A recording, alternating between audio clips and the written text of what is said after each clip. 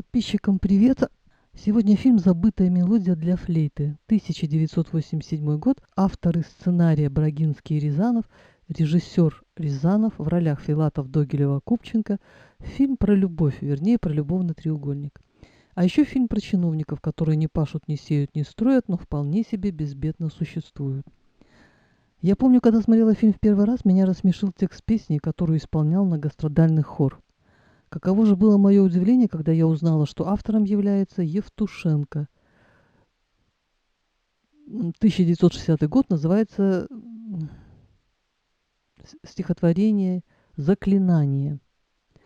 Признанный советский поэт, даже не знаю, что еще сказать по этому поводу. Управление свободным временем. Не удивлюсь, если такое управление когда-то существовало, может, название было слегка другим. За нас решали, как нам работать, как отдыхать. Может, поэтому мы оказались такими беспомощными и разбрелись, не зная куда и зачем. Я помню это время. Проектировщики, преподаватели вузов, рабочий люд остались без работы, рушили семьи. Мужья уходили в запой, умирали, кого-то выгоняли из дома. Было совсем не смешно. Голубенькие 5 рублей я помню. Оказывается, на них так много можно было всего купить. Запомнилась сцена, когда Леня попадает на тот свет, пронизывающий ветер, разные люди в смысле возраста, национальности, профессии, встреча с родителями. Мы вспоминаем о них, когда нам очень плохо, а когда нам хорошо, нам некогда вспоминать о них. Вроде комедия, но очень грустная, с несчастливым концом.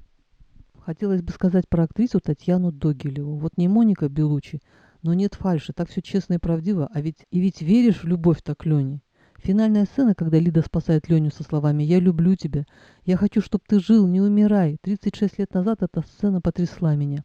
Сегодня эффект не совсем тот же. Мне показалась сцена немножко театральной и пафосной, но только немножко. Мы же все эгоисты. Пусть у тебя все будет хорошо, но только со мной. А если с другой, пусть все несчастья мира обрушатся на тебя.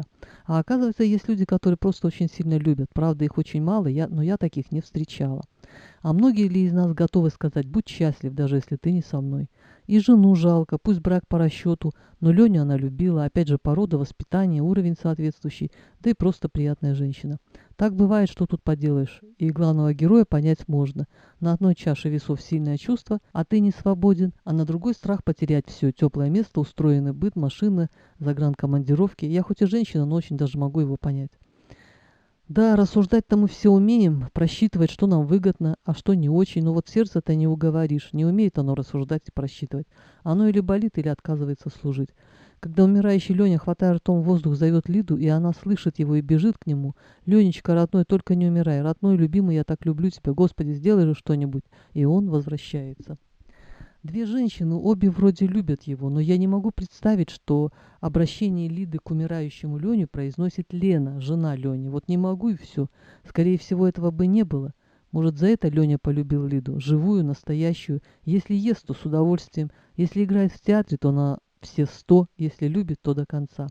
Очень трогательная и грустная киноистория, и теплится надежда, а любовь настоящая все-таки где-то есть, наверное. На сегодня все. Всем пока.